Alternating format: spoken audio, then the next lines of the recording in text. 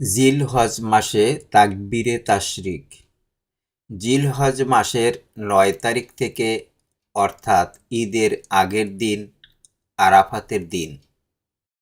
ফরজ নামাজ থেকে শুরু করে ১৩ই জিলহজ ঈদের চতুর্থ দিন আসর নামাজ পর্যন্ত মোট ৫ দিন পাঠ করতে হয়। এই ২৩ ওয়াক্ত ফরজ নামাজের পর একবার তাকবীর পাঠ করা ওয়াজিব।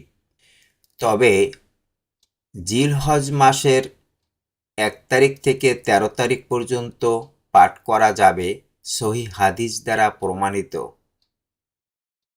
ফরজ নামাজের পর জামাতে বা একা যেভাবেই নামাজ আদায় করুন না কেন, প্রত্যেক ফরজ নামাজের সালাম ফিরানোর পর তাকবীর পড়া ওয়াজিব।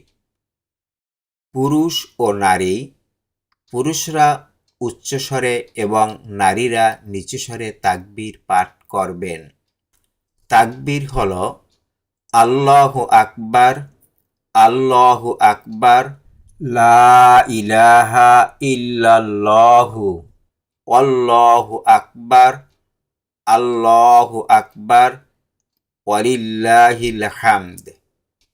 সালাম ফিরানোর পরে এই দোয়া পাঠ করার পর তাকবীর পড়া উত্তম। আল্লাহু আকবার, আস্তাগফিরুল্লাহ, আস্তাগফিরুল্লাহ, আস্তাগফিরুল্লাহ। আল্লাহুম্মা আনতাস সালামু ওয়া মিনকাস সালাম, তাবারাকতা ইয়া জাল জালালি ওয়াল ইকরাম। আল্লাহ যেন আমাদের নিয়তকে সহি করে তাকবীর করার তৌফিক দিন। আমিন, আমিন, সুম্মা আমিন। আসসালামু আলাইকুম ওয়া রাহমাতুল্লাহি ওয়া বারাকাতুহু।